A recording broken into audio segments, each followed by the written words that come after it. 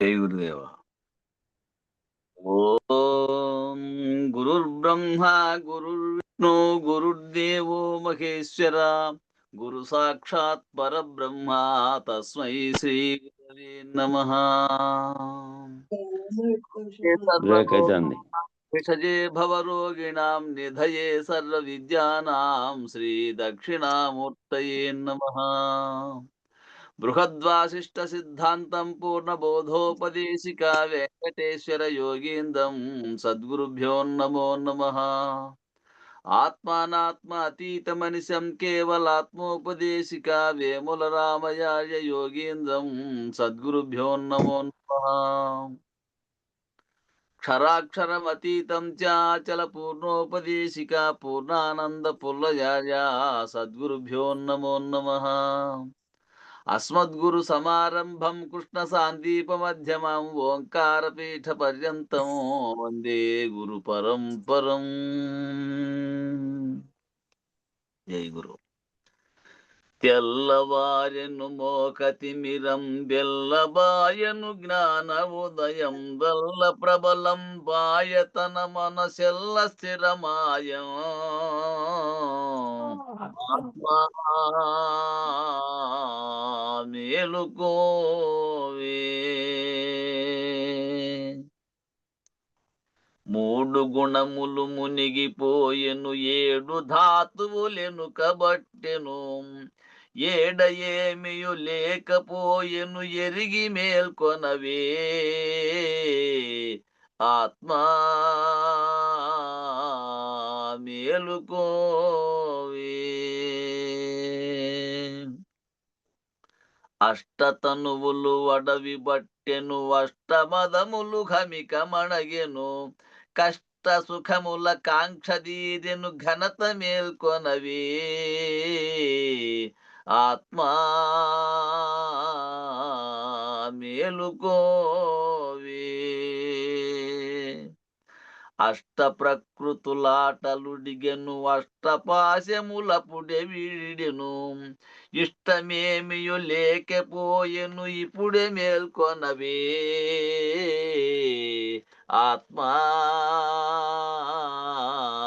మేలుకోవే.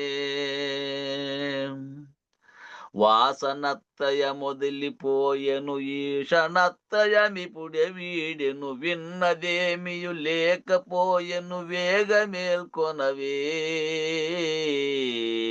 ఆత్మా మేలుకోవే. సాగరంబుల చప్పుడుడిగెను వాద భేదము వదిలిపోయెను నాదమప్పుడే నశ్యమాయను నయమే మేల్కొనవే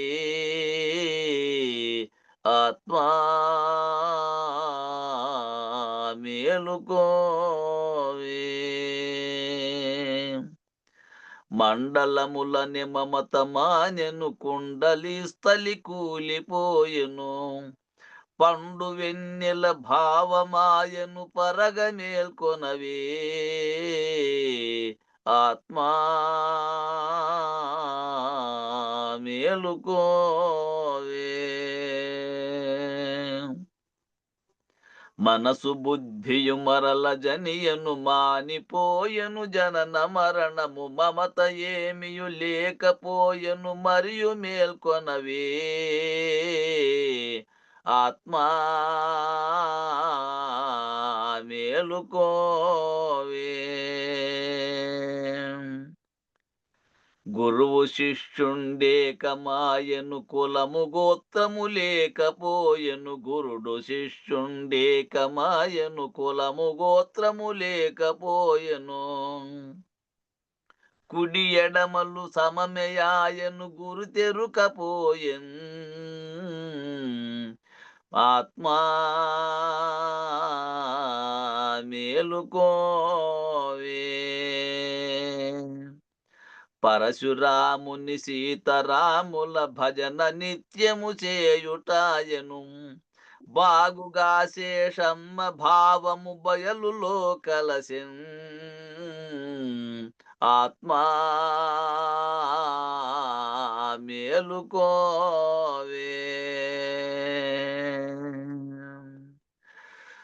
జై శ్రీ సద్గురు ప్రభు మహారాజుకు జై. పూర్ణానంద పుల్లయాజులకు జై. విష్ణుానంద కృష్ణమూర్త్యాజులకు జై. అనంత కోటి భక్త మండలికి జై. జై గురు. ఉమ్.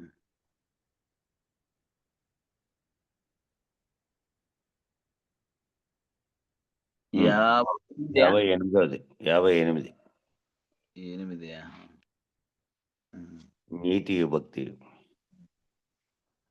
నీతియు భక్తియు జ్ఞానము ప్రీతియు వైరాగ్య యోగ ప్రియ సాధనముల్ ఖ్యాతిగా నిర్గుణమమరెడి జ్యోతిని స్వచ్ఛందముగనో జొనుపు మీయదలో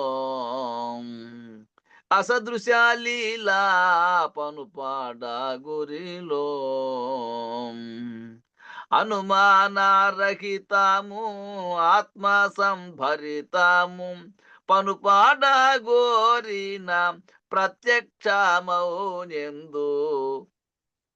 కనియుకానని గతి నెరుంగుచు కంసదా బ్రహ్మమును ఉపమున తనివి తీరగ చిత్తమలవడ తత్పదంబున తగులు ముయుక్తిని జొనుపు మీయదాలో అసదృశాలీలా పనుపాడ గురిలో.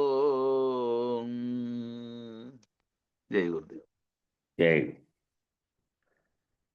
నీతి అనగా మంచి చెడులకు అతీతమైనదని అందరు. కానీ నీతి అనగా అచల స్వభావం.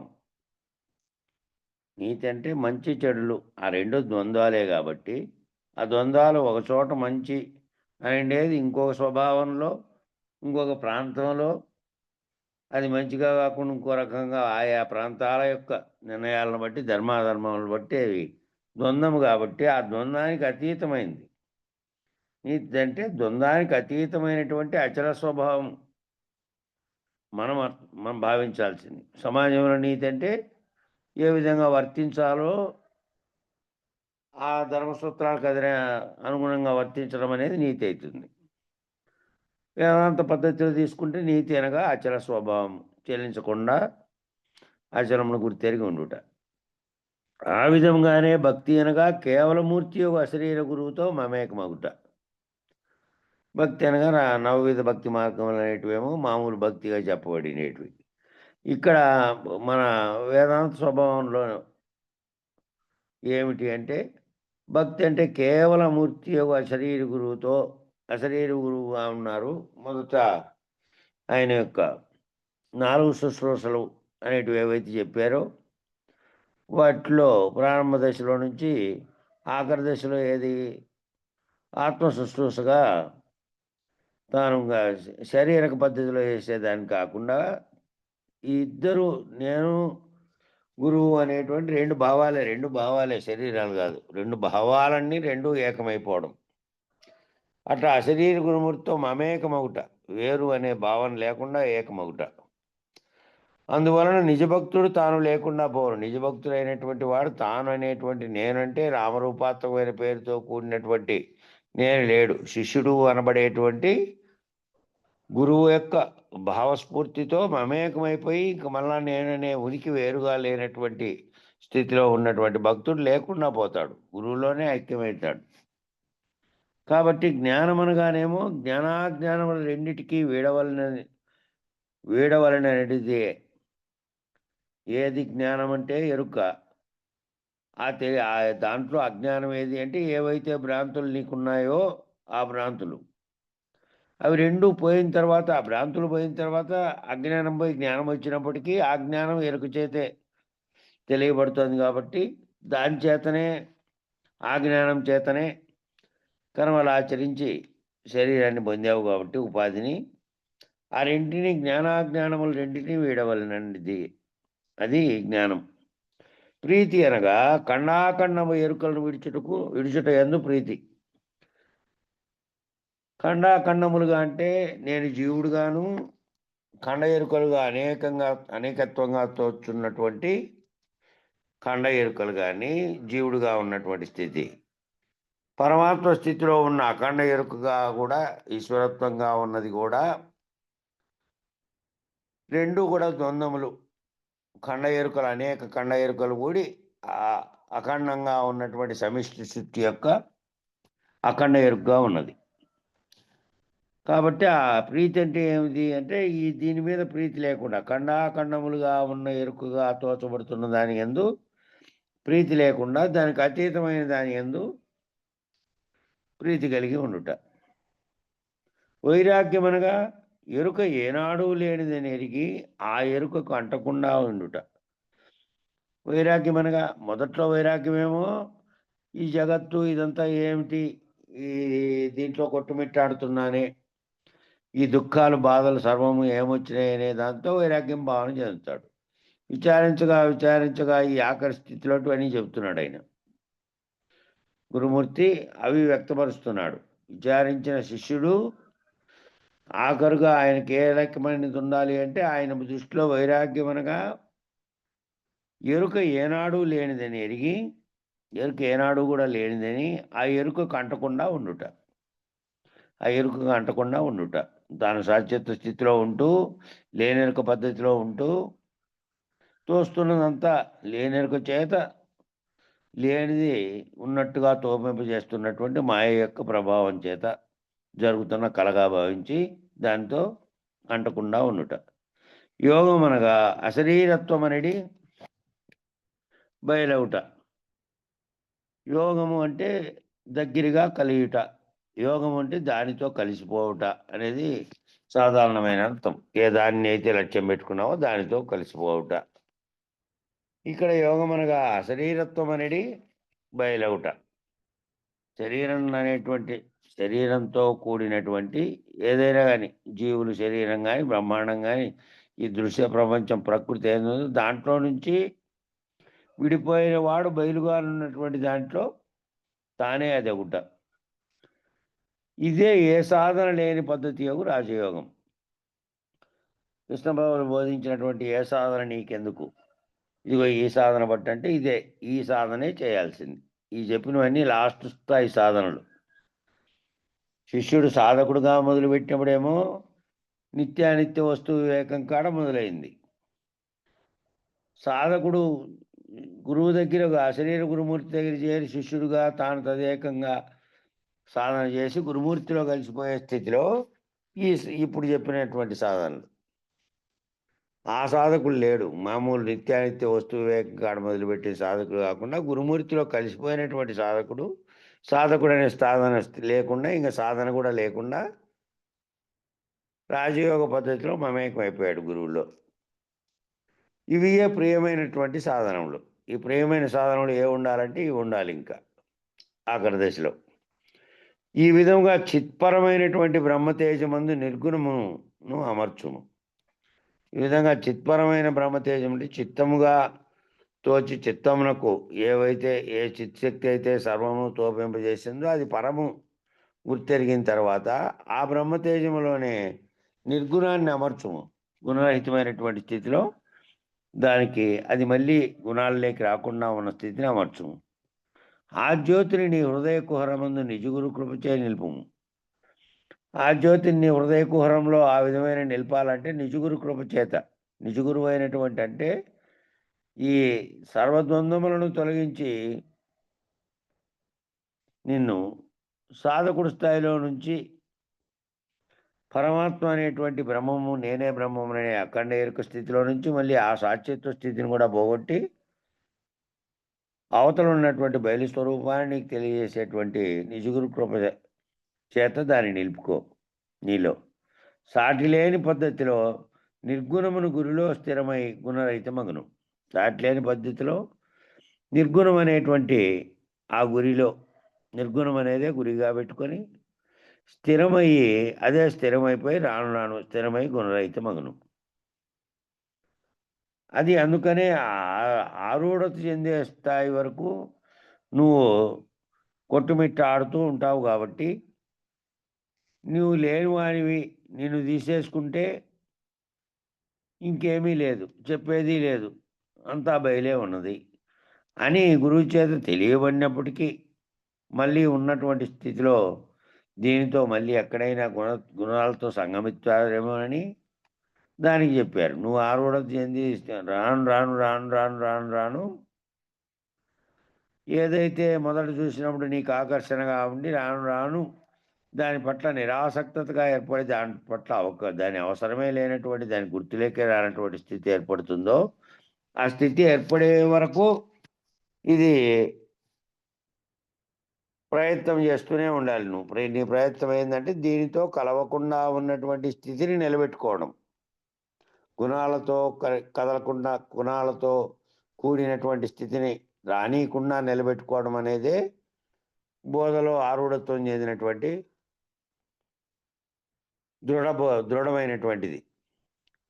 ఆ బోధ దృఢీకరణ అనేది అదే. ఆ బోధ దృఢీకరణ అయిన స్థితిలో ఆ స్థితిని నిలబెట్టుకోవాలి అంటే మళ్ళీ నీ శరీరం నీవు ఉన్నంత కాలము చుట్టూ ఉన్న సమాజంలోనే తిరుగుతూ ఉంటావు కాబట్టి గుణాలతో కూడినటువంటివన్నీ వ్యవహారంలోకి వస్తూ ఉంటాయి కాబట్టి దాన్ని నిలబెట్టుకోవడానికి కోసమే ఆ పద్ధతిలో అయ్యి ఆరూఢ అయిపోతే లాస్ట్‌కు నిర్వాసన మౌనముద్ర స్థితికి చేరుకుంటాడు. ఇది ఓన్లీ చెప్పినంత వరకు మాత్రమే ఉండి మళ్ళీ ఆచరణ లేకపోతేనే మామూలు పద్ధతిలో వ్యవహరించుకుంటా పోతే, ఇది సగము, అది సగం ఎక్కదు. వ్యవహార రీత్యా కూడా మారకపోతే అలవాటు కాదు. అట్లా అలవాటు అనే పదం నిన్నంతా వచ్చింది, మొన్నంతా వచ్చింది. అలవడిపోవాలి, సహజ స్థితిలో అలవడిపోవాలి. అట్లా అయిండేవానికి అనే మాట ఆయన అనేక సార్లు నిన్న మొన్న చెప్పాడు. అలవడిపోవాలి అంటే, అలవాటు కావాలి అంటే, ఏదైతే విచారణలో ఉన్నప్పుడు గుణరహితమైనటువంటి స్థితిలో నువ్వు వర్తన చేయమన్నారో, అది మళ్ళీ వ్యవహారికంలో కూడా ఆ స్థితిలో నువ్వు చేయాలి. చేయనప్పుడు తేడా వస్తది. ప్రవర్తన ఏదైతే రోజువారీ చేస్తుంటామో అదే ఎక్కువ ఎక్కిపోతుంటుంది మెదడులో. కాబట్టి ఆ విధంగా చేస్తుంటారు కాబట్టి, గుణరహితమైనటువంటి స్థితి ఏదైతే ఉన్నదో, ఆ శాంత స్థితిని అలవరుచుకునే ప్రయత్నం చేయాలి సహజంగానే. అంటే బోధించిండే బోధలో గుర్తొచ్చినప్పుడు మాత్రమే ఆ విధంగా ఉండి మళ్ళా వ్యవహారికంలో ఉండనట్లుగా మార్పు చెందకుండా ఆరూఢత చెందాలి అంటే స్థిరపడిపోవాలి ఆ స్థితిలో. అట్లా ఇట్టిది బట్టబయలే ఈ విధమైనటువంటి ఈ నిర్గుణమైనటువంటి గుణరహితమైతే అట్టి నిర్గుణాత్మలో జ్ఞానాజ్ఞానములతో కూడినటువంటి అనుమానములుండవు. అట్టి నిర్గుణమైనటువంటి ఆత్మలో ఏముంటాయి? జ్ఞానాజ్ఞానాలతో కూడినటువంటి అనుమానాలన్నీ దీంట్లోనే ఉన్నాయి. జ్ఞానం అనేది తెలియబడాలనుకునేది. అజ్ఞానం అనేది ఆ విషయం నీకు తెలియకపోవడం, దాంట్లో భ్రాంతి ఉండడం. ఈ భ్రాంతి ఉన్నది, భ్రాంతి లేకుండా జ్ఞానం పొందినది ఈ రెండూ కూడా గుణాలతో కూడినటువంటివే కాబట్టి, ఆ జ్ఞానాజ్ఞానములతో ఉన్నప్పుడు ఏ ఏ అనుమానాలన్నీ నీకొస్తాయో, ఆ అనుమానాల స్థితిని దాటినటువంటి స్థితిలో ఉంటావు. నిర్గుణాత్మగా ఉంటే నువ్వు. ఇంకే అనుమానము లేదింక. దేని పట్ల ఏ అనుమానము లేవు. ఏదైతే ఉన్నదో, ఏది నిజమైనదో దాన్ని తెలుసుకొని మిగిలినవన్నీ వీడితే ఇంక మిగిలిన దానితో పనే లేదు. ఏదన్నా ఉండని. ఏదున్నా జ్ఞానమే. అందుకనే చెప్పాడు ఇంతకుముందు ఓ దాంట్లో చెప్పారు. ఏదో గ్రంథంలో గుర్తురాదు. ఏ గ్రంథంలో దాంట్లో ఏం చెప్పారంటే, మానవుడు తాను జీవించడం కోసం మొదలుపెట్టిన కాటి నుంచి ఏ జ్ఞానాన్ని అన్వేషించుకుంటూ పోయినాడో, ఆఖరుకు అనేక వస్తు సముదాయాలు కనిపెట్టి అనేకమైనటువంటివి ఏవి తనకు సుఖంగా ఇక్కడ ఉండాలో దానికి సరిపోయినటువంటి అన్నీ కనిపెడతాడు ఏం కావాలంటే అది. అన్నీ ఇంకా ఇంకా భవిష్యత్తులో తీవ్రమైనటువంటి పెనుమార్పులు రాబోతున్నాయి. ఇప్పటికే వచ్చినాయి ప్రపంచవ్యాప్తంగా ఆర్టిఫిషియల్ ఇంటెలిజెన్స్ అనే దానితో. ఇక దాన్ని దాటిన స్థితిని కూడా రాబోతుంది భవిష్యత్తులో. కాబట్టి ఇన్ని మార్పు చేర్పులకు గురైనప్పటికీ మనిషికి అనుకోలేకపోవడం ఏంది అంటే, ఏ విధంగా ఎక్కడి నుంచి వచ్చాను? ఏమైతాను? దీనికి అతీతమైన స్థితి అంటే ఏమిటి? ఈ ఒక్కటి తెలుసుకుంటే గనక దీనన్నిటితోనూ పని లేనటువంటి స్థితి అది ఇంకా. సర్వ విద్యలకు అతీతమైనటువంటి దాటినటువంటి స్థితి. అది తప్ప ఇంక మిగిలినవన్నీ అన్వేషించి ఏవేవో కనుక్కుంటానే ఉన్నాడు తప్ప దీన్ని కనుక్కునే స్థితిలోకి కొద్దిమంది కూడా 1% మంది కూడా రాలే. కాబట్టి ఆ కనిపెట్టేటువంటి ఏవి జ్ఞానాజ్ఞానములతో కూడినటువంటి అనుమానములు, ఆలోచనలు అన్నీ సర్వము లేకుండా అయిపోతాయి. ఇంక ఇదొక్కటి తెలియబడి ఈ స్థితిలో నిలబడిపోతే, నిలకడ చెందితే సహజ స్థితిలో ఇంకా జ్ఞానాజ్ఞానముల్లో పుట్టేటువంటి అసలు అనుమానము, ఆ అనుమాన నివృత్తి ఈ 2 లేనటువంటి స్థితిలోకి పోతాయి. బయలు స్వరూపాన్ని గురుమూర్తీకరణ చేత నువ్వు ఎరిగి, ఆ స్థితిలో నువ్వు నిలకడ చెందితే, సహజ సిద్ధంగా నిలకడ చెందితే, ఇంకా ఏ జ్ఞానాజ్ఞానముల చేత వచ్చేటువంటి భ్రాంతులు గాని, అనుమానాలు గాని ఉండవు. అన్నీ పటాపంచలైపోతాయి. ఇట్టిది ఏది అంటే బట్టబయలే. ఆ బట్టబయలులో ఏ రకమైనటువంటిది లేదు. ఖాళీగా ఉన్నటువంటి దాంట్లో ఏ ఆచ్ఛాదన లేదు, ఏ నీడ లేదు, ఏ వస్తువు లేదు, ఏ దృశ్యము లేదు, ఏ రాకడా లేదు, ఏ పోకడా లేదు, ఏ రకమైనటువంటి ద్వంద్వములే లేవు. కనబడి కనబడని చలనములను ఎరుగుచు కేవల సత్బ్రహ్మమనటి లేనెరుక సాటి లేనిదైన బట్టబయలుతో తన్మయమై తనివి తీరగా సత్మాత్రమును శాశ్వత తృప్తిని అలవర్చుకొను. ఈ కనబడి కనబడకుండా ఉండే చలనాలన్నింటినీ దానిలో ఎరుగుతూ కూడా కేవల సద్బ్రహ్మం అనేది లేనెరుక, కేవల సద్బ్రహ్మము దేనివల్ల ఈ సత్తా అంతా తోచిందో, దేని చేత ఇదంతా ఎరగబడుతుందో ఆ లేనెరుక సాటి లేనిదైన బట్టబయలుతో అంటే మళ్ళీ పునరుత్పత్తికి కారణమైనటువంటి తనలో సంకల్పాలను కలిగించినటువంటి బట్టబయలును గనక అది కానీ తన్మయమై తనివి తీరగా ఉంటే సత్మాత్రమును శాశ్వత తృప్తిని అలవర్చుకును. ఆ సత్తా మాత్రంగా ఏదైతే ఉందో అది తోస్తూనే ఉంది. అదే లేనిదే కల్పించబడిన మాయ అని అర్థమై బట్టబయలుతో తన్మయమైన తర్వాత కూడా ఈ సత్మాత్రముగా ఏదైతే తోస్తుందో తోస్తున్నది నీకే కదా, తోస్తున్నది ఎరుకకే, తోస్తున్నది ఎరుకతోనే దాన్ని దర్శించి భావనలో దాని భావాన్ని తెలుసుకున్నావు, ఎరుకతోనే గుర్తించావు, ఎరుకతోనే గుర్తును కూడా రహితం చేసుకున్నావు. కాబట్టి దాంట్లో శాశ్వత తృప్తిని అలవర్చుకును అంటే సహజ సిద్ధమైనటువంటి నీవు లేనటువంటి స్థితిని, శాశ్వత తృప్తిని దాంట్లో అలవర్చుకొని సద్బ్రహ్మమును లేనెరుక బట్టబయలుడు తాకుటకు యుక్తి కావలను. ఆ సద్బ్రహ్మముగా సత్తా మాత్రమైనటువంటి లేనెరుక అనే దాన్ని ఏ లేనెరుక అయితే ఉన్నట్టుగా మాయ చేత మోహింపజేసిందో బ్రహ్మంలో సంకల్పం కలిగించి దాని స్థితిలో నుంచి బట్టబయలనే స్థితిని తాకుటకు యుక్తి కావాలను. దానికి యుక్తి కావాలి. ఆ యుక్తి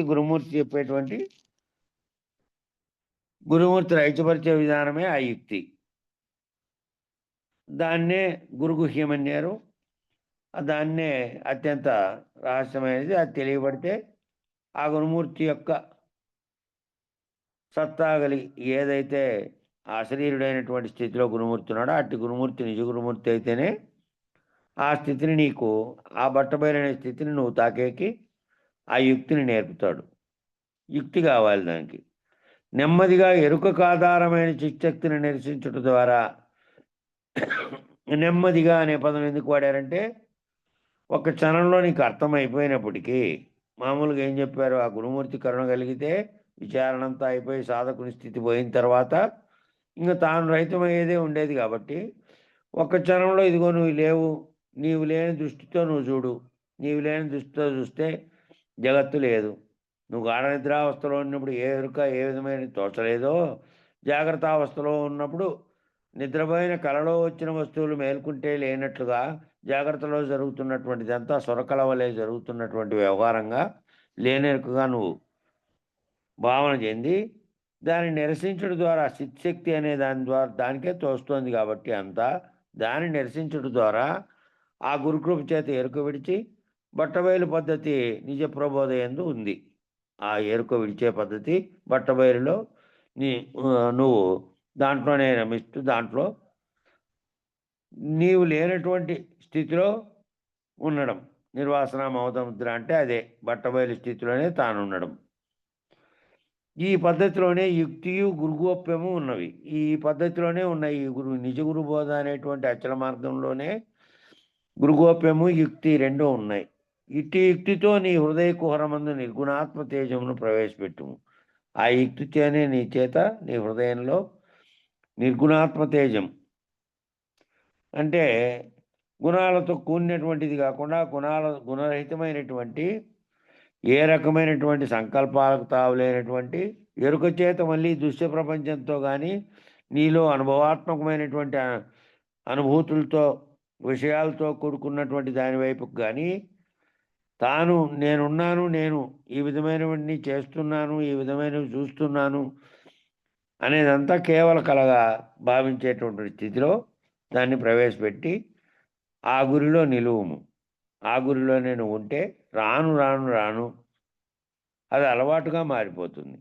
అది ఒక్క క్షణంలో నిదానముగా అనే నెమ్మదిగా ఎరుకను ఆధారమైన చిత్తశక్తిని అని పైన అన్నాడు పై పేరాల్లో.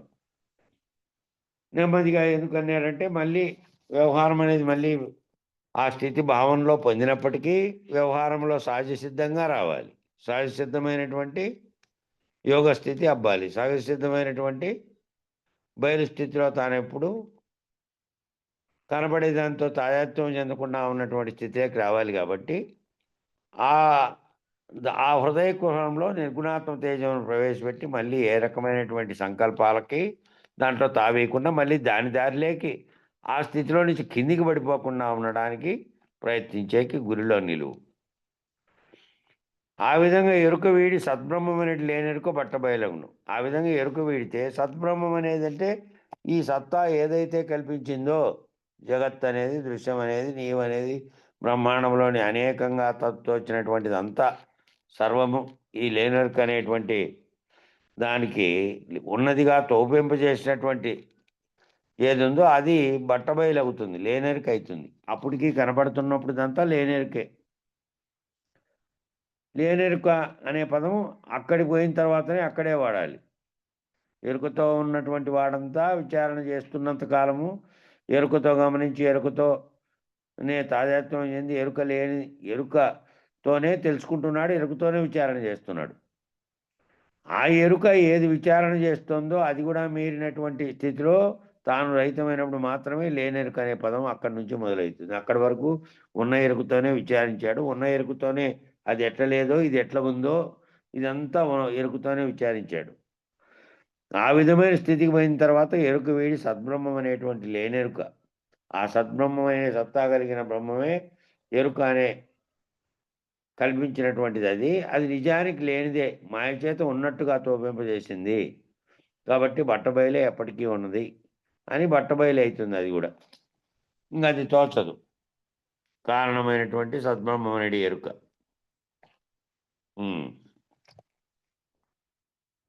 చెప్పన్నా. శాంతముచే సత్యంబును శాంతముచే సకల సుఖము సంఘటనంబౌ శాంతము సద్గతి చూపును శాంతము సమకూర్చువాడే సరసుడోయన్నా హృత్పద మధ్య గురిగాంచునన్నా ధరలో నా శాంతము ధన్యున గబ్బును గురి చూడ్కిలో నంటి గురిని పజేయోను త్వరితుడై గురు మర్మబోధను తత్వదర్శన మందగోరుచు పరహితంబగు హృదయ రంగము బట్ట బయలై ఉన్నవాడిలా సరసుడోయన్నా కృత్పద మధ్య గురిగాంచునన్నా.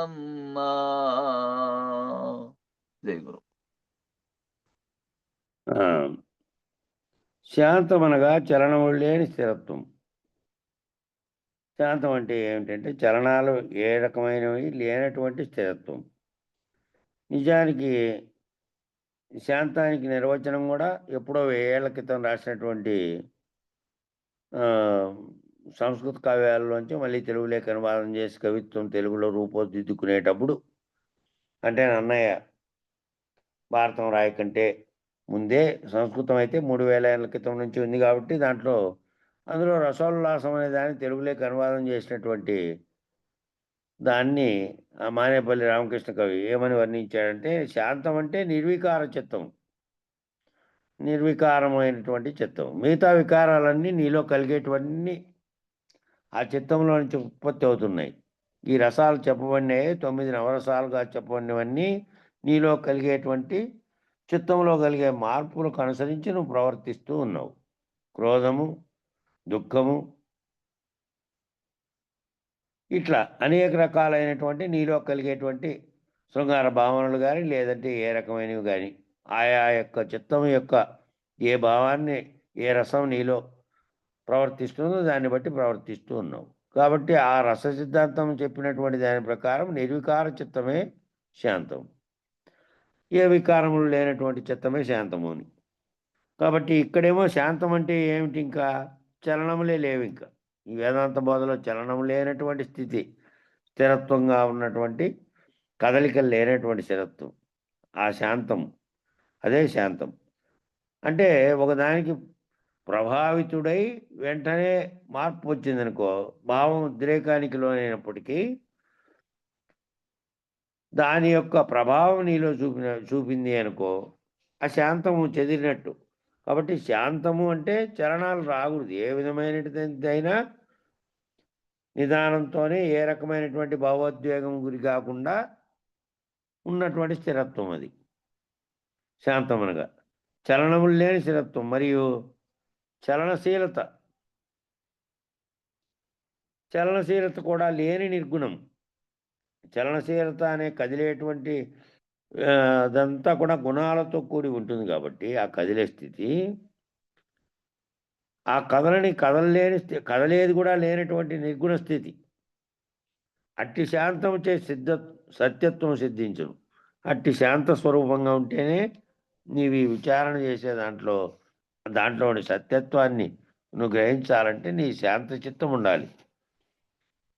దీనిపైన ఏకాగ్రత, కేవలం ఏకాగ్రతే కాకుండా పరిపూర్ణమైనటువంటి ఇతర అంశాలలో ఆందోళనలు ఏమీ లేనటువంటి చిత్తంతో దీన్ని చేయాలి. ఆ విధమైన దాన్ని అలవర్చుకోవాలి. శాంతం అలవర్చుకోకుండా ఈ సత్యత్వాన్ని సిద్ధించినటువంటి స్థితిలో నువ్వు రాలేవు. ఏ వికారములు కలగకుండా ఉండాలి కాబట్టి గుణాలు కూడా ఈ విధమైన దాంట్లో అనేకత్వంగా చెందేటువంటి స్థితే ఉండకూడదు. కాబట్టి స్థిరత్వం రావాలంటే శాంతముచే ఆ సత్యత్వం అనేది సిద్ధిస్తుంది. అట్లా కాకుండా ఎంత విచారణ చేసి ఆధునికంగా మారినప్పటికీ కొంతమంది అట్లుండే తత్వాలు కనపడుతున్నాయి కదా. విచారణ చేసింటే నెల్లూరు జిల్లాలో విచారణ జరిగితే ఒక గురువు, సీనియర్ గురువు మొదట మాట్లాడాడు. మాట్లాడిన తర్వాత వాళ్ళ గురువు శిష్యుడు ఇంకొక ఆయన మాట్లాడాడు. ఆయన, స్వామి మీరు చెప్పిన దాంట్లో సరైనది కాదు, ఇదిగో ఇది పద్ధతి, ఇది నాకు తోచిండే ఆలోచన, నాకు గురువుగారు చెప్పినది ఇది, మీరు ఆ భావం దానికి చెప్పారే, ఒకదానికి ఆ భావం సరిపోలేదనే భావం చెప్పాడు. సరే ఎట్లోనైనా నువ్వు చెప్పు, లేదంటే నేను మళ్ళా వివరిస్తాననేది ఏదో ఒకటి చెప్పాలి. నువ్వు నిన్నలేమన్నా ఫలానా ఆయనకు శిష్యునిమైనటువంటివి, ఆయన నాతో పాటు ఆ గురువు దగ్గర శిష్యుడైన వాడు, నువ్వు మళ్ళా శిష్యుని నువ్వు మళ్ళీ నాకు చెప్పేకొచ్చావా అని వాదన పెట్టుకున్నారు. ఆ వాదన కాస్త వాగ్వాదంగా మారి, అంటే వేదాంతవాదంగా కాకుండా నిజాన్ని తెలుసుకునే పద్ధతిలో జరిగే వాదన వేరు, మామూలు కొట్లాట్లో జరిగే వాదన వేరు. ఆ వాదనతో ఏం చేశాడంటే ముందు నుండి మైక్తో కొట్టాడు ఆయన.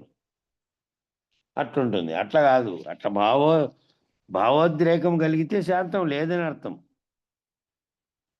భావోద్రేకం ఏ రకంగానూ కలగకూడదు. అది ఏది అనుమాన నివృత్తి కోసం జరిగేటటువంటి స్థితిలో ఉండాలి తప్ప వాదన ఆ స్థితిలో ఉండకూడదు. కాబట్టి సకల సుఖము కలుగును. ఈ శాంత స్థితిలో ఉంటే ఇంక అదే సకల సుఖము. శాంతమును నువ్వు అలవర్చుకుంటే ఇంక అన్ని రకాలైనటువంటి సుఖాలు నీకున్నట్టే. ఇంకా అదే ప్రధానమైనటువంటిది. శాంత స్థితిని అలవర్చుకోవాలి. శిష్యుడు శాంతమును అలవర్చుకున్నచో ఆ శాంతమే సద్గతి చూపును. ఆ శాంతమే సద్గతి చూపుతుందంట. ఆ శిష్యుడు ఫస్ట్ బోధలేకి వచ్చే సమయానికే తాను శాంత స్వరూపుడై ఉంటే, స్వభావుడై ఉంటే అది దారి సద్గతిని అదే చూపుతుందంట. అదే చూపి తొందరగా నీకు ఆ జ్ఞానాన్ని పొంది మళ్ళీ ఆ జ్ఞానాలను మీరేటువంటి సహజ సిద్ధమైనటువంటి గురులో మమేకం వేయడానికి సులభం అవుతుందంట. అదే సద్గతి చూపుతుంది. చంచల బుద్ధి మాని శాంతమును సమకూర్చుకొని వాడే యుక్తిపరుడు. చంచల బుద్ధి మాని మరి వింటి అని కృష్ణప్రభువులు మొదట్లోనే ప్రారంభంలోనే చెప్పాడు. నువ్వు చంచల బుద్ధి మాని నేను చెప్పేది వినుకుంటూ పోరాయినా శాంతంగాను అని. కాబట్టి చంచల బుద్ధి మాని శాంతమును సమకూర్చుకుని వాడే యుక్తిపరుడు. అట్లా చంచల బుద్ధి మాని ఎవరైతే శాంతంతో ఏది చెప్తున్నాడో విని దాని పట్ల దాని భావనలోనే పోతే, ఆ చెప్పడంలోనే ఒక్కొక్కటి నీకుగానే నీలో ఏవైతే నువ్వు భ్రాంతి చెంది అనుమానంగా పెట్టుకొని ఉంటావో ఆ మాట అదే నివృత్తి అవుతూ ఉంటుంది. ప్రశ్న అవసరంలే. ఈరోజు ఏదైతే నీ అనుమానంగా తోచిందో ఖచ్చితంగా రేపు గురువు దగ్గర నువ్వు ప్రశ్న అడగకపోయినప్పటికీ దానికి సంబంధించిన వాక్యం వచ్చే తీరుతుంది. గమనించండి కావాలంటే. ఈరోజు నేనేదో అడగాలని అనుకోండి అని నీ భావనలో తలుచుకుంటే ఆ రెండో రోజు మూడో రోజు ఏదో రోజు ఆ గురువు గారికి అదేం మాయ వల్ల అదేదో తెలిసిపోదు. ఏవేవి ఉంటాయో శిష్యులకు అనుమానాలు అవన్నిటినీ గురువు గారికి వారికి కూడా ఒకప్పుడు వచ్చి ఉంటాయి కాబట్టి ఆ రకమైన అనుమానాలు ఆయనంతకు ఆయనే ఒక్కొక్కటి చెబుతానే ఉంటాడు. కాబట్టి నువ్వు అట్లా ఆ విధమైన స్థితిలో నువ్వు ఉండాలి. శాంత స్థితిలో సమకూర్చుకొని చంచల బుద్ధి లేకుండా నీ మనసుకి తీసుకోగలిగినటువంటి స్థితిలో నువ్వు ఉండాలి. అటువంటి స్థితిలో ఉన్నటువంటి శిష్యుడే ఆ శిష్యునికి సద్గతి చూపుతుంది. మళ్ళా చంచల బుద్ధి మాని శాంతం సమకూర్చుకుని వాడే యుక్తిపరుడు కూడా. యుక్తి కూడా తొందరగా నీకు తెలుస్తుంది. అట్టివాడు తన హృదయ పద్మ మధ్యమందు నిశ్చతలను సాధించుకొనుటకు గురి కుదుర్చుకొనను. ఎవరైతే ఆ స్థిరమైనటువంటి శాంత పద్ధతిలో ఉన్నాడో అటువంటి శిష్యుడు హృదయ పద్మ మధ్యమందు ఆ హృదయ పద్మ మధ్యమందు నిశ్చలతను సాధించుకుంటూ గురి కూర్చుకోను. హృదయ పద్యం మధ్యం అంటే ఆ పద్మం ఇక్కడ గుండెకు చెప్పిండేది కాదు. ఆ హృదయ పద్య పద్మం అంటే అష్టదళ పద్మం ఎక్కడైతే సహస్రారం కాడ ఉందని చెప్పారో, ఎక్కడైతే బుద్ధి అనే దానికి స్థావరంగా ఉందో అక్కడ శాంతం సమకూర్చుకుంటాడు. హృదయ పద్మం అంటే ఆ పద్మంలో నిశ్చతలను సాధించుకున్నట్టుకు ఇది గురి కుదుర్చుకుంటాడు. ఆ స్థితిలో ఉండేవాడు, శాంత స్థితిలో ఉండేవాడు. చలించేది ఎరుక గనుకను, చలించనది బయలుగా గనుకను బట్టబయలుపై గురిగాంచును. అట్లా శాంతంగా ఉండేవానికి చలనాలు రాను రాను తగ్గిపోతాయి. చలించేదంతా ఎరుకేనని, చలించే ఎరుకతోనే ఈ ద్వంద్వములన్నీ వస్తున్నాయని, సుఖదుఖములు కష్ట నష్టములు ఆవేశాలు కానీ భావనల్లో కలిగే చలనాలన్నిటికీ కారణం అదేనని, ఆ ఎరుకేనని గ్రహించి చలించనది బయలుగా ఉందని, అది ఎప్పటికీ చలించదని, ప్రపంచం ఉత్పత్తి అయినా ప్రపంచం ఉత్పత్తి కాకపోయినా లేదా ఉత్పత్తి అయిన ప్రపంచం నాశనం చెందినా అది లయమైనప్పటికీ కదా బయలుగా ఉన్నటువంటి పరిపూర్ణంగా ఉన్నది ఎప్పటికీ కదలదు, అది చలించదు. ఈ కదలికలతో ఈ రాకడ పోకడలతో దానికి సంబంధమే లేదు. ఆ సంబంధమే లేని స్థితిలో ఉంది అది. బట్టబయలుపై గురిగాంచము. ఆ బట్టబయలుపై గురిగాంచితే చలించనిది బయలని, చలించేది ఎరుకని నీకు అర్థమై దానిపైన గురి పెట్టుకోవాలి నువ్వు. సూత్రాత్మ సమిష్టి ఇంద్రియము బుద్ధీంద్రియం శాంతించుట అనే సత్శిష్యునికి మాత్రమే అబ్బును.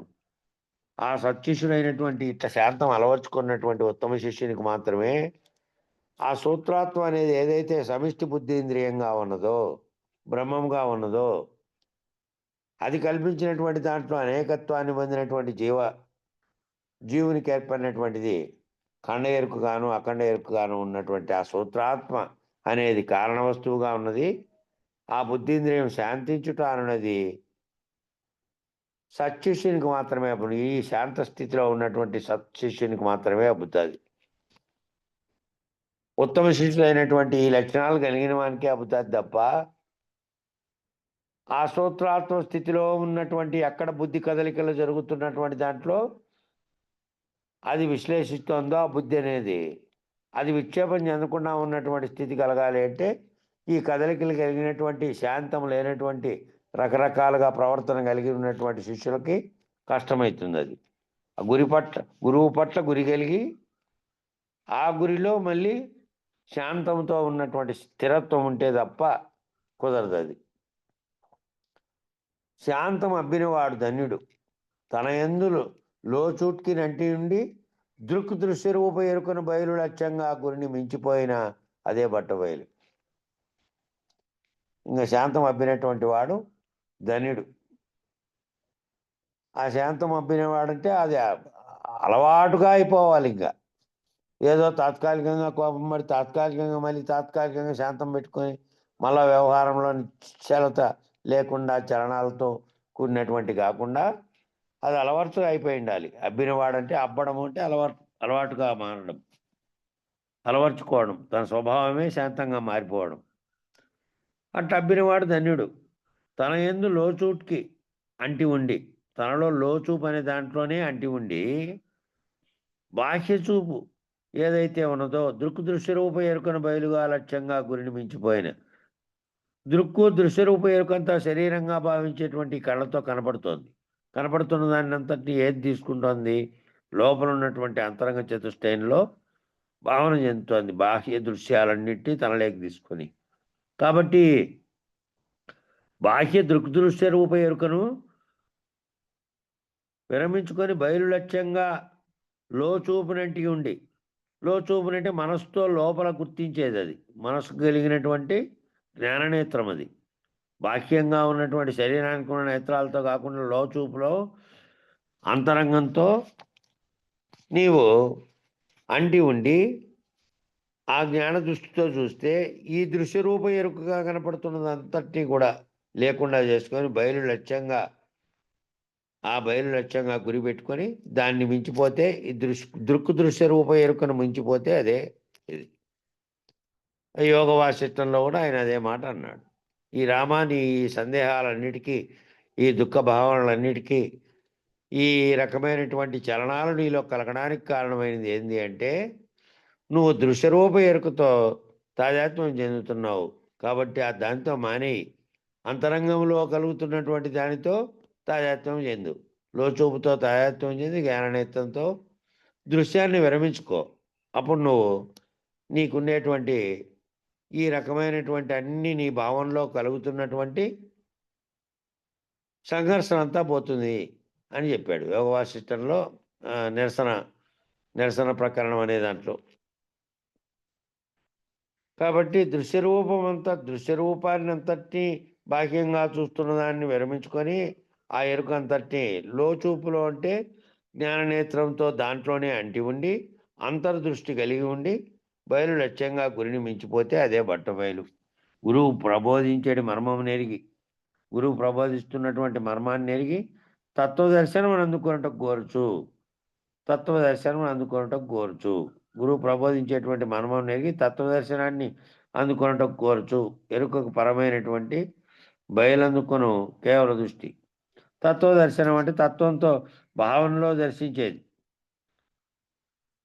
నిన్న అదే ఈ వెంకటేశ్వరుని దగ్గర విపరీతంగా పెరిగిపోతున్న రద్దీ ఒకటి, అక్కడ జరుగుతున్నటువంటి ఈ మార్పులు, ఈ ఆన్లైన్లో దొరకపోవడాలు, అక్కడ దీని తీవ్రతను గురించి ఓ విలేకరు ప్రశ్నించింది నిన్న ఆయన్ను. ఇంతకుముందు నేడే ప్రధాన అర్చకుడు ఆయన్ను, ఏంటి స్వామి ఈ విధమైందంతా ఇట్లా పెరిగిపోతుంది, ఇట్లా ఏం చేయాలి? 10 సార్లు 20 సార్లు 18 సార్లు వచ్చిన వాళ్ళు కూడా మళ్ళీ నిరంతరం వచ్చి దర్శించుకుంటూ వీళ్ళంతా ఇట్లున్నారే ఎట్లా అనేది అడిగింది ఆమె విలేకరి. అడిగితే ఆయన చెప్పాడనమాట. అది వీళ్ళు దృశ్యాన్ని చూస్తున్నారు, దృశ్యాన్ని చూడాలని తాపత్రయపడుతున్నారు, అక్కడ ఉండే రూపాన్ని చూడాలని, పుణ్యస్థలాన్ని మళ్ళా చూడాలని దాని మీద ఇష్టం కలిగింది తప్ప వాళ్ళ తత్వదృష్టిలో చూడట్లేదు. ఆ గురి నిలుపుకొని ఒకసారి దృశ్యాన్ని చూశారు, మనసులో నిలుపుకోవాలి కదా ఆ రూపాన్ని చూసినదాన్ని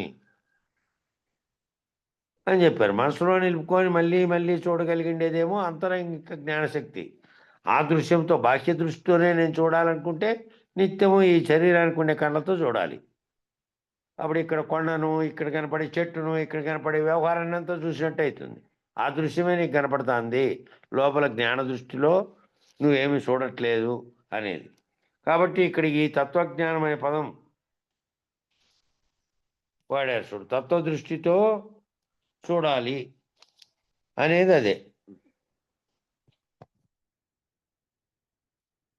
ఇక్కడ పోయేది ఈ విధంగా తత్వదృష్టితో లోపలి వెలుగు చిత్స్వరూపము, వెలుపలి వెలుగు ఇదేనా చదివింది ఇప్పుడు.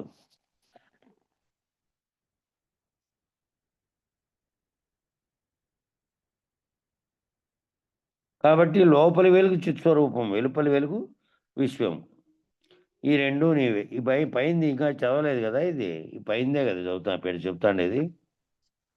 దగ్గరికి వచ్చినావు చూడు, పద్యం దగ్గరికి వచ్చినావు. అదే 59దే లాస్ట్లో ఉంది.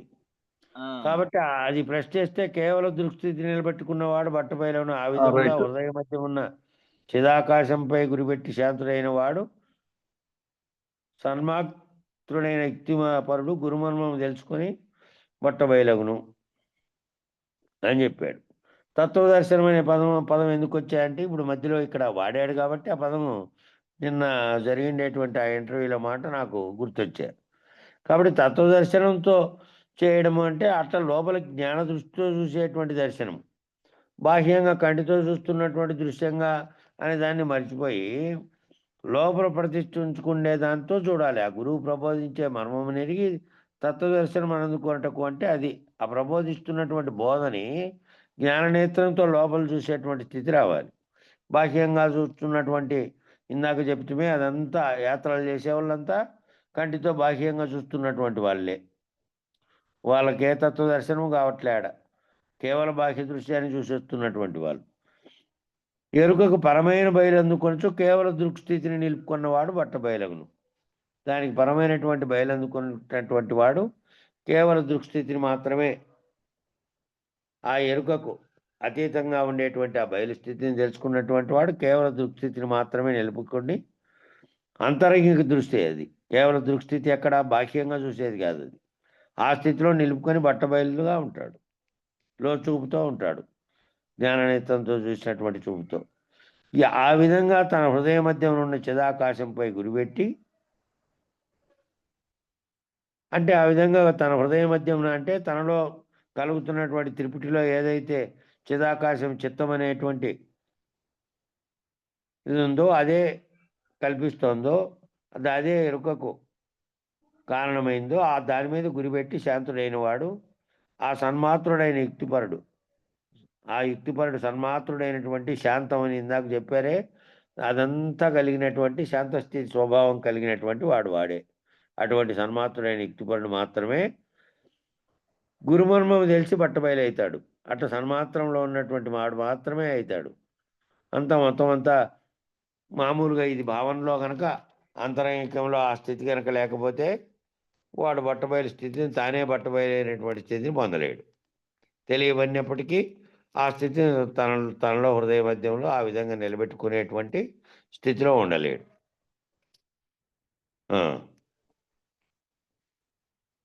లోపల వెలిగడి, లోపల వెలుపల వెలిగడి, లోపల వెలుపల వెలిగడి రూపము నీవనుచు నెరిగి రూఢిగా గనియా దాపున మాయను ద్రొక్కెడు చూపున పరిపూర్ణమంది సూచేదేమన్నా లోచూడ్కి లోతోచేదేమన్నా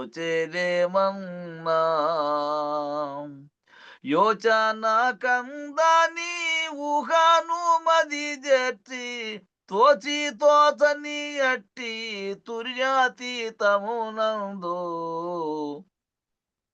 నీచమతులి నిజమెరుంగక నిచ్చమెచ్చుతూ వదురుచుందురు వాచకాదుల వల్ల గానిది వాదులకు వర్ణింపరానిది సూచేదేమన్నా లోచూడ్కి లోతోచేదేమన్నా.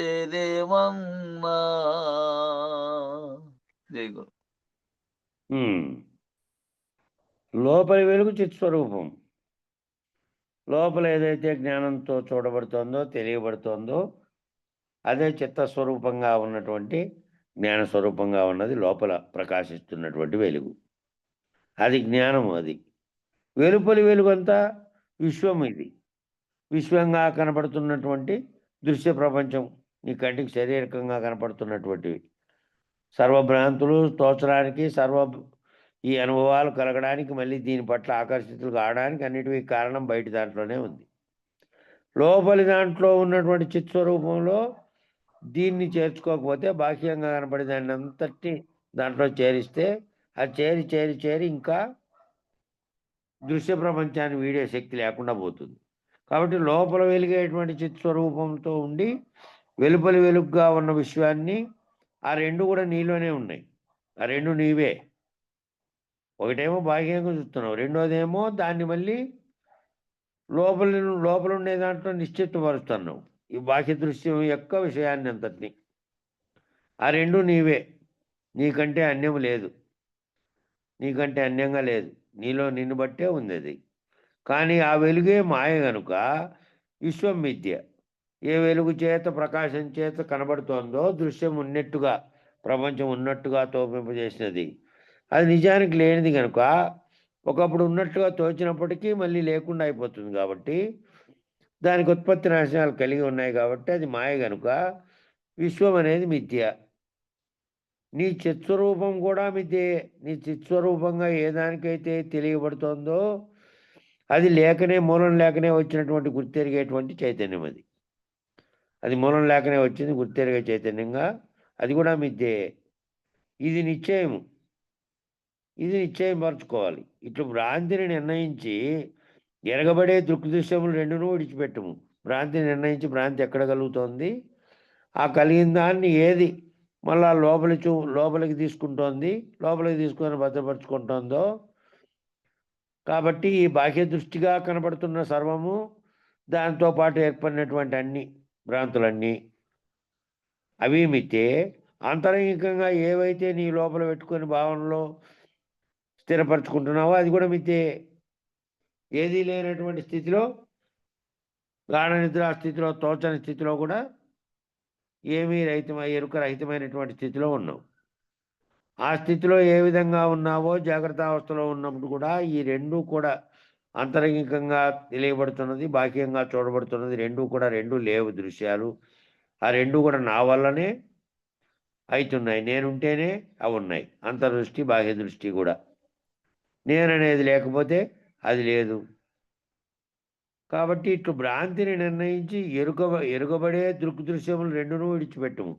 ఆ ఎరగబడుతున్నటువంటి లోపల అంతరికంగా మనసులో తెలియబడుతున్నటువంటివి దృశ్యాలు కానీ, సంకల్పాలు కానీ, బాహ్యంగా కలుగుతున్నటువంటి చూడడం ద్వారా తెలియబడుతున్నటువంటివి కానీ, రెండింటినీ విడిచిపెట్టు. నీలో బయట లోపల జరిగేటువంటి రెండింటినీ ద్వాదశి షోడశి భావం పొంది, ద్వాదశి షోడశి భావం పొంది.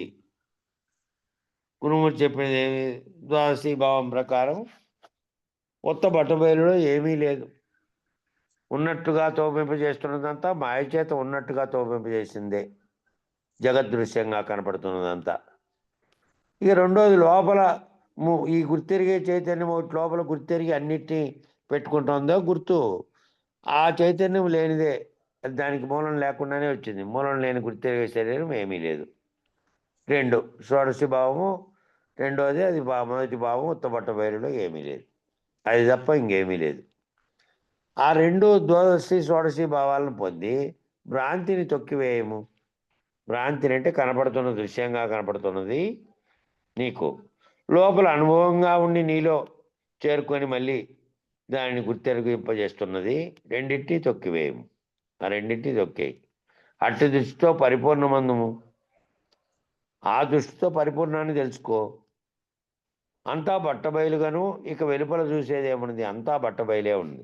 బట్టబయలు అంటే ఉత్తదైనటువంటి, ఏ ప్రపంచ దృశ్యాలు లేనటువంటి, ఇదంతా లేని చేత మోహింపజేసినటువంటి ఉన్నట్టుగా తోపింపడుతుంది. కాబట్టి ఇది లేని స్థితి ఎట్లుంటుంది? వస్తువే లేదు, బయలు లేదు, బయలులో ఏమీ లేదు, ఏ దృశ్యము లేదు. లేనట్టు దృశ్యరహితమైనటువంటి బట్టబయలును నువ్వు గుర్తెరిగి వెలుపల చూసేది కానీ లోపల చూసేది కూడా అంతా నీ చిత్స్వరూపం లేనిదైతే, ఈ వెలుపల చూస్తున్నది లోపల చూస్తున్నది, వెలుపల కంటితో చూసినప్పటికీ లోపల మళ్ళా దాన్ని గుర్తెరుగుతున్నటువంటిదేమో లోపల నీ చిత్స్వరూపమే. అది లేనిదైతే ఇక ఏమీ తోచదు కదా. ఇంకా తోచేది ఏముంది? ఇంకా ఏమీ తోచదు కదా లేనిదైతే. దానితో తాదాత్మ్యం చెందినటువంటి బయలు స్థితిని భావనలో నిరంతరం గనక ఉంచుకోగలిగితే ఈ తోచబడుతున్న దానితో తాదాత్మ్యం చెందిన స్థితిలో ఉంటాడు. తాను బయలు స్వరూపుడైనటువంటి వాడు, బయలును గుర్తెరిగినటువంటి భావంతో ఉన్నటువంటి వాడు తోచే దానితో తాదాత్మ్యం చెందకుండా ఉంటాడు. బయట చూపు కానీ లోచూపు కానీ రెండూ లేనటువంటి స్థితిలో ఉంటాడు. ఇది ఊహించరానిది.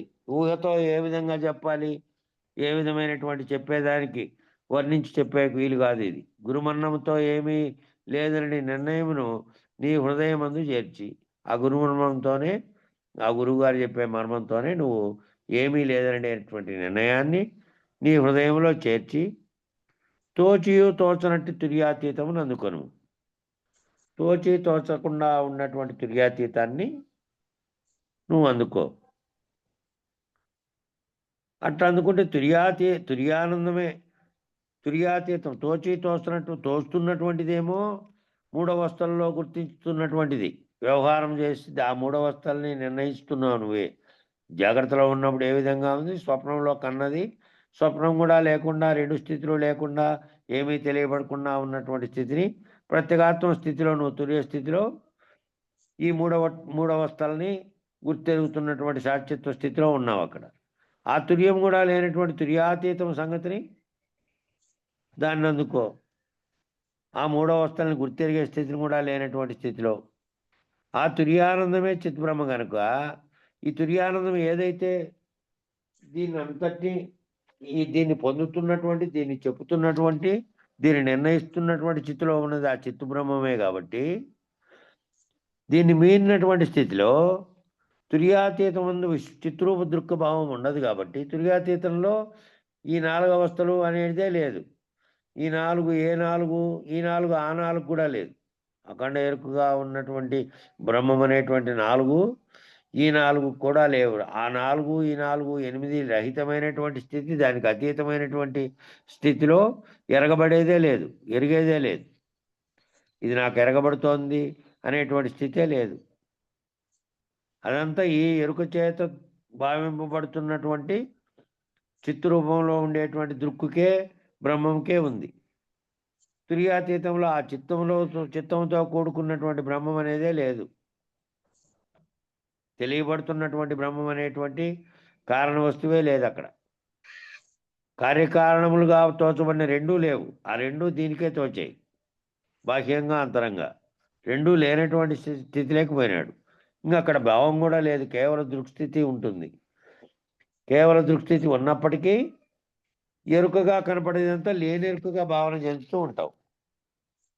కనపడుతోంది కదా, ఉన్నది కదా, ఆ ఉన్నది ఏది అంటే లేనెరుకగా ఉన్నటువంటి దాని పద్ధతిలో ఉంటుంది. ఇంక మిగతాది ఏది ఉండదు. మత పద్ధతిలో తురీయమైన లోచూపునే చరణమన రహితమని ఎంచుచు కారణమైన దృక్కును మిగిల్చెదరు. మత పద్ధతిలో ఏం చేశారు, ఆ లోచూపుతో నువ్వు బాహ్యంగా ఉండేదాన్ని అంతా విరమించి లోచూపుతో ఏదైతే గుర్తెరుగుతోందో ఆ గుర్తెరుగుతున్నదే బ్రహ్మమని, అదే అఖండ ఎరుకగా ఉన్న స్థితి అని, నువ్వు సాక్షిత్వ స్థితిలో ఉండమని ఇదంతా బోధించినటువంటి మత పద్ధతిలో బోధించినటువంటి స్థితిలో ఏమవుతుందంటే కారణ వస్తువును అట్టే మిగిల్చుతారు. ఆ కారణ వస్తువుగా ఉన్నది మిగిలి ఉంటుంది. అది కూడా రహితమైతే తప్ప ఆ దృక్కు కూడా, దృక్కుగా ఉన్నది కూడా రహితం కావాలి. బాహ్యంగా నేను బాహ్య దృశ్య ప్రపంచం అంతా లేదు, ప్రపంచం మిథ్య, దీంతో నేనేం తాయాత్వం చెందలేదు, నేననే నామరూపాత్మకమైనటువంటి పేరు పెట్టబడినటువంటి కృష్ణమూర్తి ఇంకోటో ఏది పెట్టారో అది కాదు, నేను సమిత్ చైతన్యంగా ఉన్న బ్రహ్మస్థితిని పొందాను అని ఆ స్థితిని పొందినప్పటికీ ఆ స్థితి తెలియబడుతున్నది ఏంటికి, బాహ్యత్వాన్ని అంతటి విరమించినప్పటికీ అంతరంగా ఉన్నటువంటి చైతన్య స్థితిలో నేనున్నాను, బ్రహ్మ స్థితిలో ఉన్నాను అన్నప్పటికీ కూడా అదే కారణమైంది. కాబట్టి అది మళ్ళీ జగదుత్పత్తికి కారణమైనటువంటి చైతన్యం ఇంకా మిగిలే ఉంది. కాబట్టి దాన్ని మిగులుతారు మత పద్ధతిలో వాళ్ళు. అంటే ద్వైదోషం ఎరుగక తిరిగి దృశ్యరూప జీవ జగత్తులకు కారణమైన దృక్కి మిగిలి ఉన్నందువల్ల దానివల్ల మరణించుచుందరు. మళ్ళీ ఏ ద్వైదోషం అనేది ఎరిగి ఆ ద్వైదోషానికి కారణమైనటువంటిది కూడా నశించిపోతే కారణ రూపంలో ఉండేటువంటి, బీజ రూపంలో ఉండేటువంటి కారణ దృక్కుగా ఉన్నటువంటి నేను బ్రహ్మం అనేటువంటిది ఏదైతే ఉందో అది మిగిలి ఉంది. కాబట్టి అది మళ్ళీ ఆ స్థితిలోనే మరణిస్తే మళ్ళీ కారణ వస్తువుగా ఉన్నది బీజం అక్కడ నశించలేదు కాబట్టి మళ్ళీ జన్మలు పొందడానికి, ఆ విధంగా మరణించిన వాళ్ళు మళ్ళీ జన్మ పొందడానికి ఉత్పత్తి కావడానికి అవుతారు. కాబట్టి తుర్యాతీత పద్ధతిని ఎరుగక ఆ తుర్యాతీత పద్ధతిని ఎరగనందువల్ల వాళ్ళు ఏం చేశారు? బ్రహ్మ సత్యము, ఆ బ్రహ్మము నువ్వే, జగత్తు మిథ్య అని ఎరుకతో కూడినటువంటి చిత్స్వరూపమును మెచ్చుకుంటూ ఉంటారు. నువ్వు ఆ బ్రహ్మ సత్యం ఏ విధంగా సత్యమో తెలుసుకొని సాధకుడి దగ్గర నుంచి, సాంఖ్య విచారం దగ్గర నుంచి మహావాక్య విచారంలో నేనే బ్రహ్మము అనే స్థితి వరకు తెలుసుకుంటే ఆ స్థితిలో నిలబడిపోతే చాలప్ప, నువ్వే బ్రహ్మము, జగత్తంతా మిథ్య, ఎరుకుతో కూడినటువంటి ఆ చిత్స్వరూపం ఏదైతే ఉందో నువ్వే బ్రహ్మం అని చెప్పిండేది చిత్స్వరూపమైనటువంటి ఎరుక. అది ఆ ఎరుకను ఆ ఎరుక స్థితిలో ఉండమని, ఆ ఎరుక స్థితిలో ఉన్నప్పటికీ బ్రహ్మము నేనేనని, అది మళ్ళీ కారణ వస్తువుగా ఉన్నదనే దాంట్లో నుంచి తెలియక ఆ ద్వంద్వములకు కారణమైనది అదేనని తెలియకుండా ఉన్నందువల్ల మత ప్రబోధలో ఆ విధంగా అవుతుంది. ఈ నిజ ప్రబోధ విధానంలో మాత్రం ఎరుకలో చేసే బోధ కాదు. ఎరుకతోనే చేసినప్పటికీ ఎరుక రహితమైనటువంటి ఆఖరుకు ఎరుక రహిత స్థితిని పొందేటువంటిది ఇది. మళ్ళీ ఏ రూపంలోనూ బాహ్యంగానే కాదు, అంతరంగంలో కూడా నేను ఏది ఆ బ్రహ్మమును అని చెప్పినటువంటిది ఏది సాక్షిత్వ స్థితిలో నేనే బ్రహ్మమును అనే స్థితిని కూడా కోల్పోవాల్సింది. అదే చిత్తశక్తిగా ఉండి అదే కల్పించింది కాబట్టి, అంతా తనలోనే ఉంది కాబట్టి, దానివల్లనే వచ్చింది కాబట్టి ఆ ఎరుక నిలిపేటువంటి బోధ కాదు ఇది. ఈ నిజ ప్రబోధ విధానంలో నేను బ్రహ్మమును అనేది కూడా పోవాలి. నేనే చైతన్య స్వరూపుణ్ణి, నాలోనే అంతా ఉంది, నేనే ఇదంతటిని కల్పించుకోవడానికి కారణమైనటువంటి చిత్శక్తి నాలోనే ఉంది. కాబట్టి గురుమర్మంగా గురుకృప చేత ఎరుక విడిపించే బోధ ఇది అచల బోధ. కనుక వాచకాదుల వలన, వాదులాటల వలన అఖండ ఎరుకను నిర్ణయించవచ్చునేమో కానీ, వాచకాదుల వలన అంటే ఏ వాచకాలు చెప్పారో గ్రంథాలలో అనేక మంది పెద్దలు ఉపనిషత్తులతో సహా, కృష్ణ పరమాత్మ రూపంలో భగవద్గీతతో సహా ఏమిటేమిట్లో వాచకాలని చెప్పారో ఆ వాచకాల వలన కానీ, వాదులాటల వలన కానీ, వాదులాటలలో నీది సత్యం నాది సత్యం ఈ విధంగా వాదులాటల వల్ల అంతా కూడా అఖండ ఎరుకను నిర్ణయించవచ్చునేమో కానీ, ఈ వాదమంతా, ఈ విచారణ అంతా ఏం చేసినాం? మొదలుపెట్టిన కాటి నుంచి అనేకంగా శిష్యుడిగా చేరినప్పటి నుంచి గురువుగా మార్పు చెందే వరకు ఏం చేశాడు అంటే అఖండ ఎరుకను నిర్ణయించే స్థితి దాకా తీసుకొచ్చాడు. జీవుడు అనే స్థితిలో నుంచి అఖండ ఎరుకను నిర్ణయించే స్థితికి రావచ్చునేమో కానీ, ఈ వాదులాట వల్ల, ఈ తర్కం వల్ల, దీనివల్ల పరిపూర్ణం ఆ వర్ణించరానిది కాబట్టి, ఆ పరిపూర్ణం ఆఖరుగా ఉన్న పరిపూర్ణం ఏదైతే తెలియబడిందో అది కూడా ఈ బుక్ రూపంలో చెప్పిండేవాళ్ళు అటు చెప్పగలిగింటే. అది ఊహించితే కేవలం ఓ చేత, గురువు యొక్క మనవం చేత, గురువు చేత తెలియబడాలే కానీ, అది ఇట్లా తర్కంతో ఏదైతే అంతకుముందు చెప్పినటువంటి వాచకాదుల బోధల్ని తర్కరూపంలోకి మార్చి వాదించి నిలబెట్టేటువంటిదంతా కూడా అఖండ ఎరుక స్థితిని నిలబెట్టడమే కానీ పరిపూర్ణం అనేది వర్ణింపరానిది కాబట్టి, అంతా పెట్టవలైతే అంతా బయలు స్థితి లేకపోతే నిర్ణయించే వెలుపల చూపు లేదు, లోపల మాత్రం తోచినటువంటి అంతరంగా ఉన్నటువంటి చిత్బ్రహ్మము లేదు, బాహ్యంగా కంటికి కనబడినటువంటి దృశ్య బ్రహ్మము లేదు, జగత్తుగా తోచినటువంటిది లోపలిది లేదు. రెండూ లేనటువంటి స్థితిలో బయలు స్వరూపాన్ని గుర్తెరిగి గురువు రహస్యం చేత తాను ఆ స్థితిలో మెలగడమే పరిపూర్ణం. కాబట్టి అదే వెలుగు. అది దానికి ఇతర బోధలతో సాటిపరచడానికి కానీ, ఇతర బోధలలాగా మళ్ళీ అక్కడ ఎరుకగా లోపల చిత్తబ్రహ్మంగా ఉన్నదాన్ని నిలిపి నువ్వే బ్రహ్మమునని చెప్పేటువంటిది కాదు. కాబట్టి ఇది దాన్ని కూడా ఆ తుర్యాతీతమైన దాన్ని ఎరగలేకనే వాళ్ళంతా మత పద్ధతిలో అక్కడ నిలబడినారు. ఇది మాత్రం తుర్యాతీతాన్ని ఎరిగినటువంటి స్థితి, ఇది నీవే లేకుండా పోయేటువంటి స్థితి, మళ్ళీ కారణ వస్తువును చేత మళ్ళీ జన్మం రావడానికి కారణమైంది కూడా పోగొట్టుకున్న స్థితి ఇది మాత్రమే అని, ఇంకా లోపల బయట చూసేది రెండూ లేనటువంటి స్థితి ఉంది అని చెప్పారు. ఇంకాటికి సమయం దాటిపోయింది. మంగళం చెప్పండి. సకల దేశములందు సర్వకాలంబుల సకల వస్తువులందు సందు లేక సకల చరాచర సాక్షి రహితుడైన సగుణ నిర్గుణాతీత సద్గురు దేవా మంగళము మంగళము. శ్రీ పుల్లయార్య మంగళము మంగళము. శ్రీధర స్వామికి శిష్యుడై నిలచిన శివరామ దీక్షితుల సేవ చేసి భావ భావాతీత కేవలత్వం పైన దేవా గురు పీఠము త్రోవా నెరిగిన స్వామి మంగళము మంగళము. కామ క్రోధముల కడతెత్తి మనము నవేవారు బుట్టంగా వేసారియు స్వామి శ్రీ వేముల రామ గురువర్యుల ప్రేమతో పూజించి భూమా తెలిపిన స్వామి మంగళము మంగళము. శ్రీధరను కృష్ణపురవరమున వెలసియు కరుణతో శిష్యుల కావనించి సరియగుణ జల పరిపూర్ణము ఎరిగించి మరపు తెరపుల బాపు మగనీయా నీకు మంగళము మంగళము. శంకరుడాదిగా సకల దేవతలును పొంకముగా నీదు పూజ చేయా వెంకటాచలమయ్య కొంక వేడంగా సంకటంబులు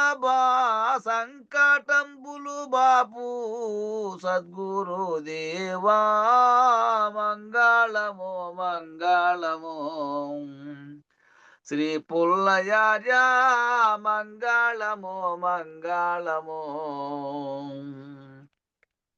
మంగళం గురుదేవాయ మహనీయ గుణాత్మనే సర్వలోక శరణ్యాయ సాధురూపాయ మంగళం.